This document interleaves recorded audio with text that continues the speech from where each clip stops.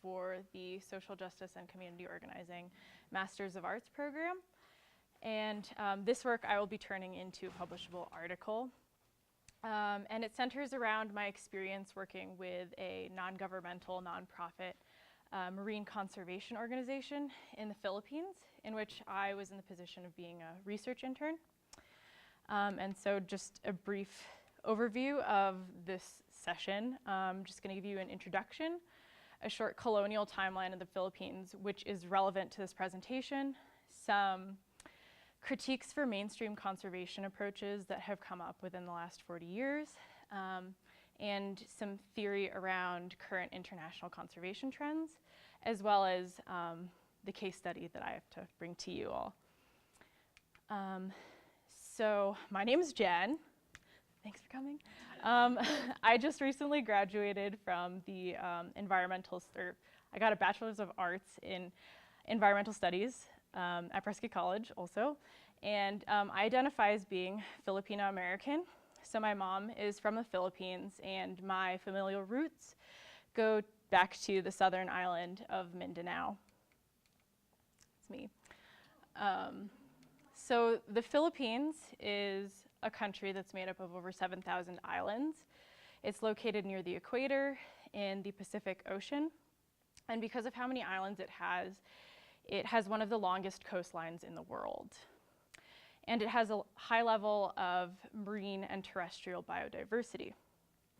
So for example, the Philippines is located in a region that's been designated by scientists and conservationists as the Coral Triangle, which is known for having a high density of coral species. So this is like the epicenter of marine biodiversity, because coral species are the building blocks for coral reef ecosystems, which are highly productive marine ecosystems. However, the Philippines had a long history of environmental and human exploitation, starting in the 1500s with Spanish colonization. So the Philippines became part of a trade route known as the Manila Galleon, which linked Europe to China to Latin America. So the Philippines was a stopping over point for the Spanish before going to China. And then fast forward a couple hundred years, and the US is looking to expand economically. However, is competing with Spain, which has control over Guam, Cuba, the Philippines. And so the US goes to the Philippines and defeats the Spanish in the Spanish-American War, and the Philippines is signed over to the US in the Treaty of Paris. And so this was important because this was the beginning of US imperialism outside of the North American continent. And so when the US declared the Philippines a protectorate, they, from this point on, were becoming known as a world power. And while this was for economic reasons, for example, you can see Uncle Sam, he's carrying infrastructure, bridges, religion, education, and he's stepping over the Philippines to get to China. This was justified in the US in saying that Philippine savages could not govern themselves. And this was the white man's burden. However, Filipinos were not content, especially Filipinos in the independence movement were not content to just be handed over to Spain. In one incident, the Balangiga massacre, an American troop of about 72 had been nearly wiped out by Philippine guerrillas on the island of Samar. And how this was reacted to was that Theodore Roosevelt, who was president at the time, had ordered the pacification of the island of Samar. And under him was a general named Jacob H. Smith. And he ordered that anyone that was old enough to bear arms against the United States be executed. And when he was asked what age this was, he said 10. So this is a clipping from a newspaper, and it says, "Kill everyone over 10. Criminals because they were born 10 years before we took the Philippines."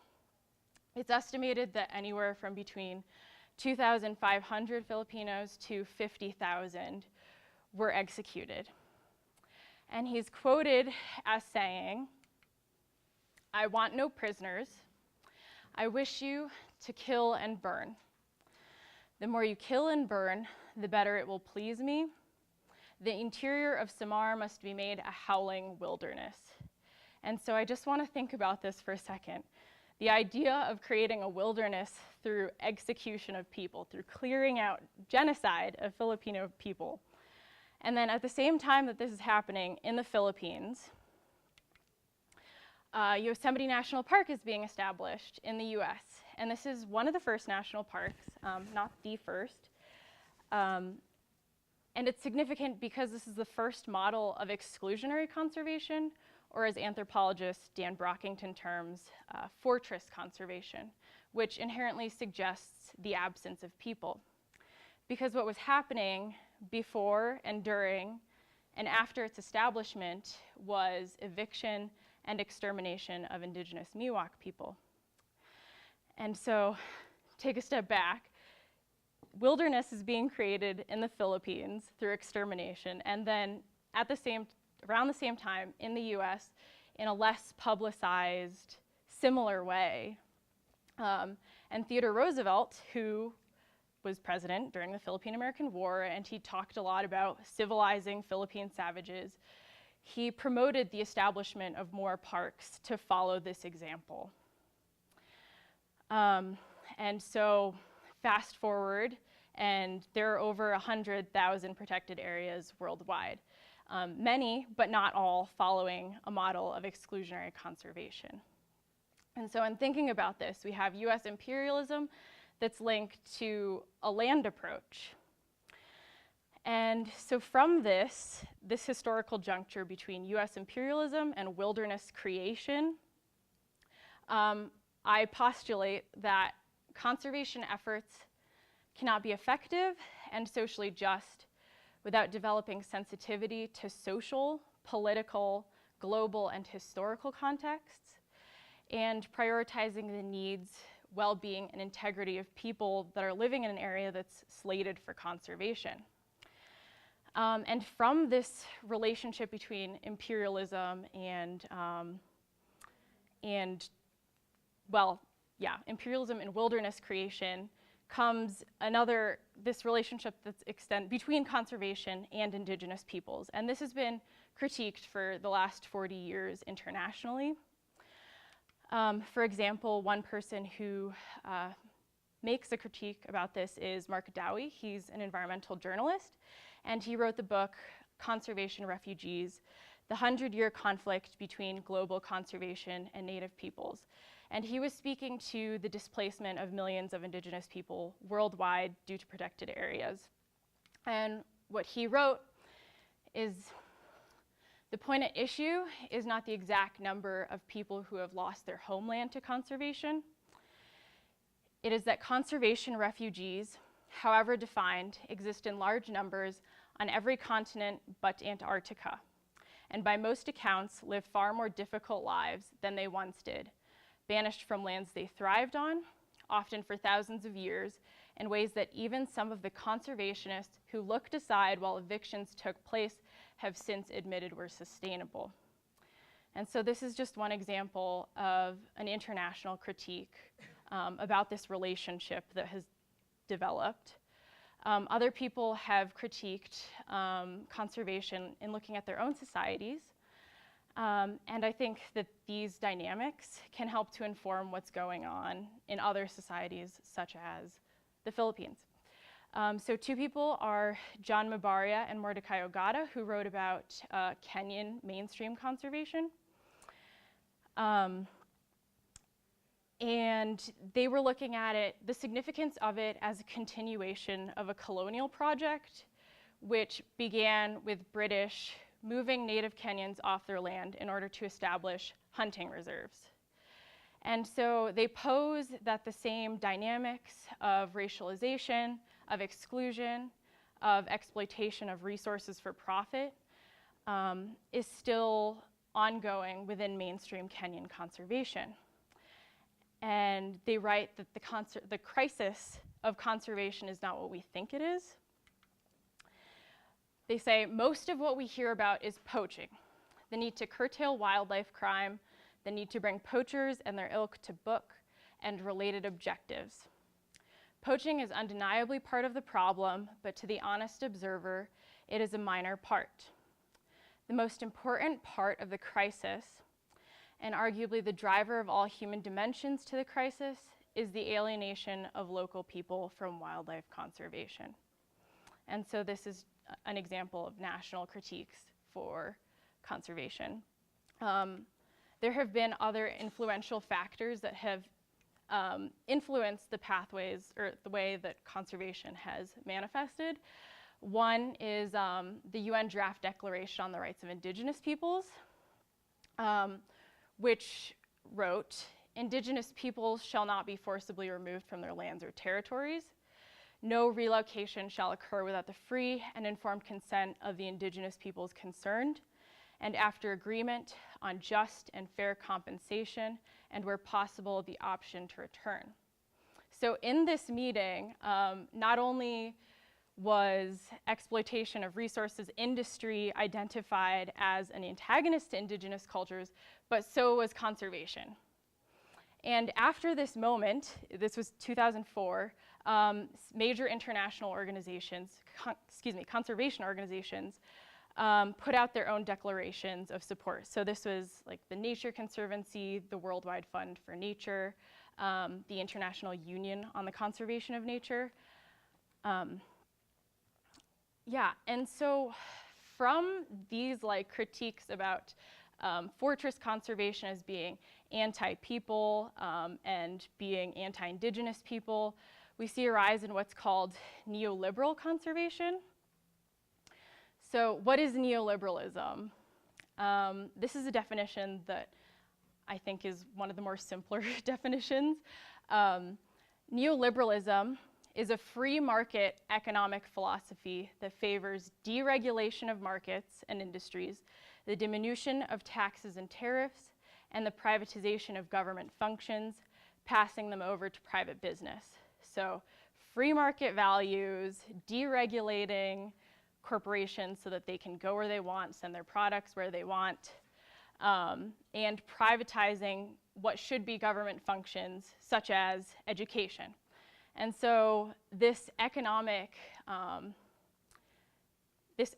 state is arising in the 1980s, and it's propelled by leadership like Ronald Reagan and Margaret Thatcher. And so neoliberal conservation poses to be a solution to biodiversity conservation, which has been critiqued as being anti-people with protected areas. And so neoliberal conservation has been described as humanitarian conservation or commodity conservation. And its rhetoric is that if nature has a monetary value, and only if nature has a monetary value, will people love it, and then will they protect it? And so what this is assuming is that local people have flawed relationships to nature and to the market. And so if we bring these people into market-based solutions, only then can they become competent conservationists. And so how we see this working is you have private non-governmental organizations starting conservation projects that are operating more like businesses. So for example, ecotourism. And at the same time, rural livelihoods or subsistence livelihoods like fishing or agriculture are being discouraged. People are being encouraged to go into these market-based solutions to conservation. And what this does is actually to regulate relationships of indigenous peoples to nature, to see nature as a commodity, to produce commodity from nature. And this is actually manifesting as a strategy of governance. Bring people into the market system, and then their relationships are regulated. So this is this is a quote that I like and about neoliberal conservation that kind of summarizes it. Neoliberal conservation is driven by the common sense ideas of the free market, financing sustainability through the very capitalist system that does violence to people and nature. So kind of backwards, right? And so now that I've taken you through some of this discourse on conservation in the last 40 years, about the last 100 years, and some of the current theorizing of conservation. I'm going to give you my own example. So I worked with this organization. They're called Marine Conservation Philippines, or MCP for short. And they're located on the island of Negros, in the southern portion of the island. And so this little red marker is where the organization is. And about an hour north is the city of Dumaguete. And it's being increasingly populated with expatriates. It's becoming more and more of a touristy city, excuse me. But what's significant is also that one of the first marine protected areas was established on Apo Island, which I've just pulled the arrow up on. And this has been touted as a very successful model of marine protected areas, and it's bringing in a lot of tourism. So people go into Dumaguete, they get on boats, and they're going to the island, they're getting permits to snorkel, to scuba dive. And this model has been replicated all along the coast, from where Marine Conservation Philippines is up to the city of Dumaguete. And so these marine protected areas are being established, and resorts are often buying out the beachfront right in front of these marine protected areas. So they're having kind of exclusive ownership over the tourism that's coming in. They'll stay in the resorts, they'll get the permits to snorkel and fish, and then, yeah. And for fisher folk and other people who are living like on these the coastlines, the buying out of these properties is pushing people along the coastline. Yeah, and so more about Marine Conservation Philippines. So it's about 4 years old, and it was started by a Danish couple and is foreign funded because how they make their money is through doubling as a volunteer tourist operation. So their clientele are mainly Euro-Americans. They come in and are getting this experience in conserving the marine environment. And this organization also works closely with the local government unit, and they provide funds for marine protected area enforcement.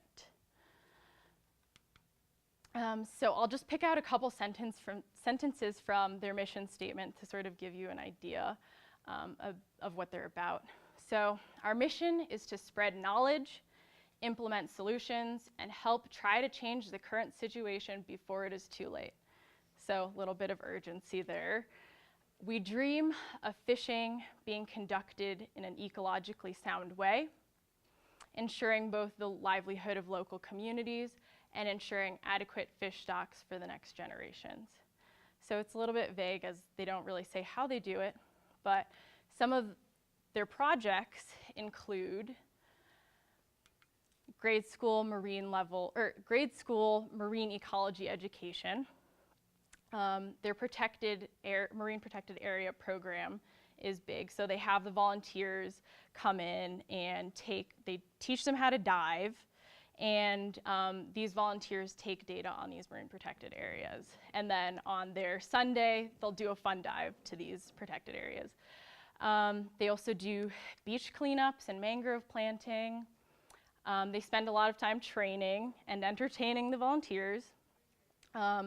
They have research projects in which they either give a topic to a student who's finishing up their bachelor's degree, their master's degree at a university, or these students will come up with their own research projects and do them there. And they also have a bee apiculture livelihood project. And so where I fit in was in the research projects. They had assigned me this topic to look into the feasibility of alternative livelihoods for small-scale fisher folk. So what does that mean? the idea behind alternative livelihoods is that someone will give up their current livelihood for one that's perceived to be more sustainable. And so what the organization told me was that they thought that this was a viable way to reduce fishing pressure, so reduce pressure on the marine environment. And so I was a little bit skeptical about this question because I remembered when I was in college, I took this course on anti-oppressive research. Linda Tuhiwai-Smith is an Indigenous researcher and scholar who talked about the way that research has been used to disenfranchise Indigenous peoples. And she writes in the first line of her book, I saw it come up in your presentation, the term research is inextricably linked to European imperialism and colonialism. Excuse me. The word itself, research, is probably one of the dirtiest words in the Indigenous world's vocabulary. And so in not only talking about how research has been used to disenfranchise Indigenous people, she talks about how it can be used by Indigenous people to benefit them. And coming from this anti-oppressive work comes thinking about research as something that is political, and asking questions about who's making the questions, and what are their assumptions, and what are their intentions. And so one of the things I kept in mind is what are the power dynamics in this research, and how might the knowledge produced from this research serve to further marginalize communities that have already been historically marginalized. And so I kept this in mind, although I continued with the research, which in part was a literature review, and the other part consisted of over 30 interviews with small-scale fisher folk in 2 villages. And I interviewed them about their relationship to fishing and also their perceptions and experiences pertaining to alternative livelihoods. I was also able to speak with leaders of local local fisher folk associations.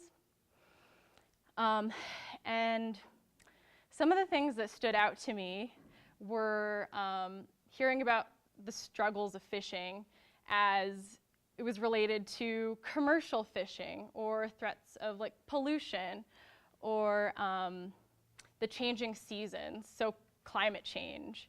And then they also, what also came up was land rights, because a lot of the people living in these coastal villages do not have titles to the land that they're living on. And so when businesses come in and buy the titles to the land that they're living on, people are either forced to fight that or have to move.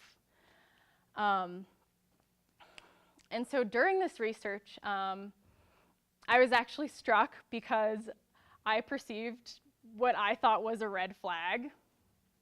Because while I was interviewing with these people who have lived in this village or the next village for generations and generations and are living their lives every single day, I'm not living their lives every day. I was told by somebody who's a staff member at the organization, and he was tasked with working with the local community, and he had responsibilities that had him working with the local government unit. So he was in a lot of places. He told me, whatever they tell you, you're the expert. And so what does this say? This says that I know more about conservation, I know more about sustainability than these people who've been living here for all this time. And yeah, so what does this make me think of? This makes me think of anti-oppressive research, Linda Tuhiwai-Smith.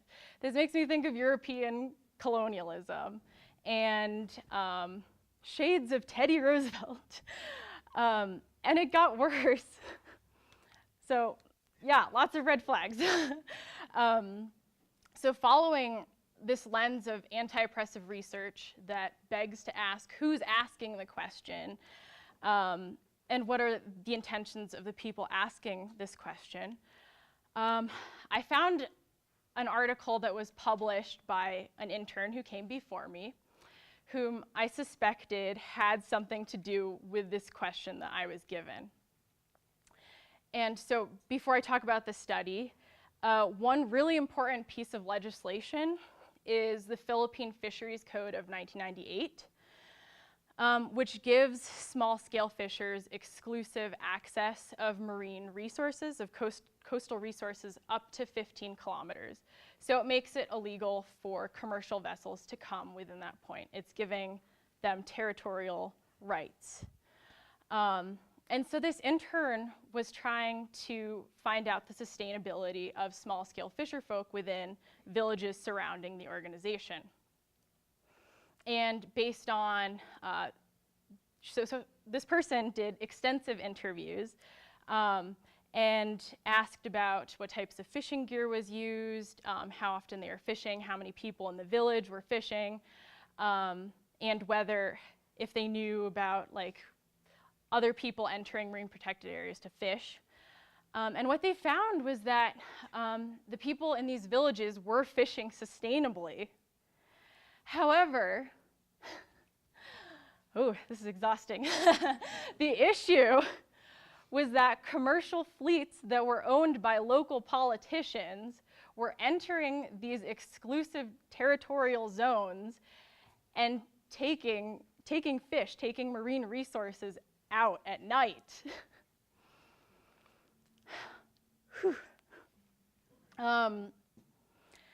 And so the intern encouraged the organization not to act on this information because it would threaten the organization,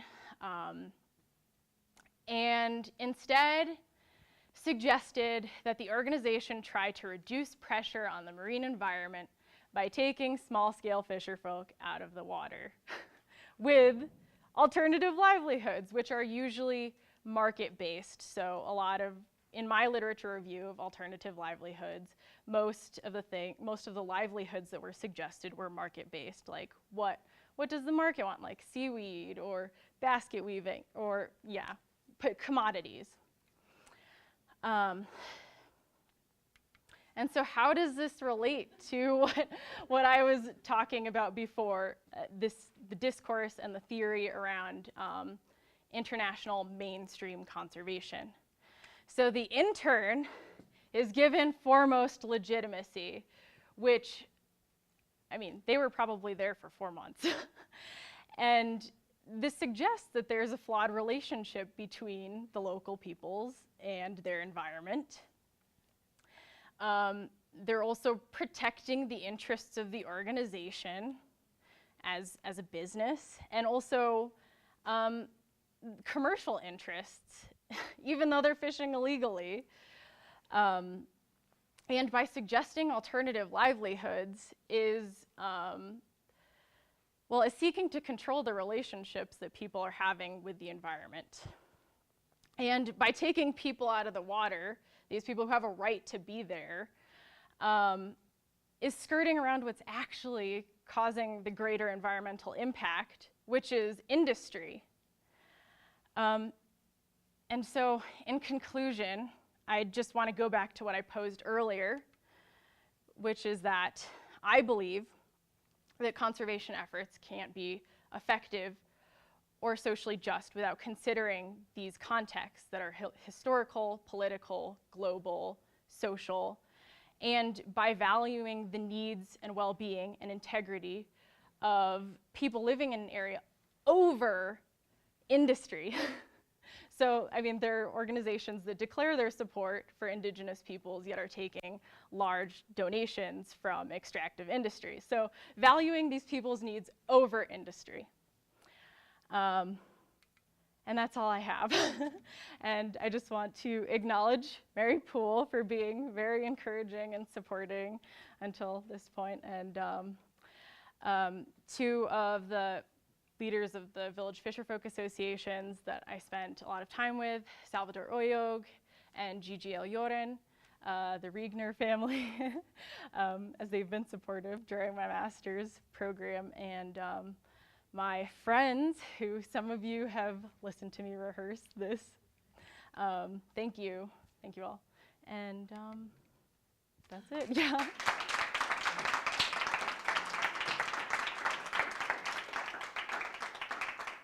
Okay, I'm just gonna grab a sip of water, and then I'll take questions.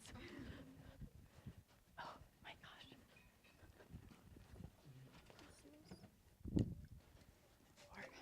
Thanks for coming.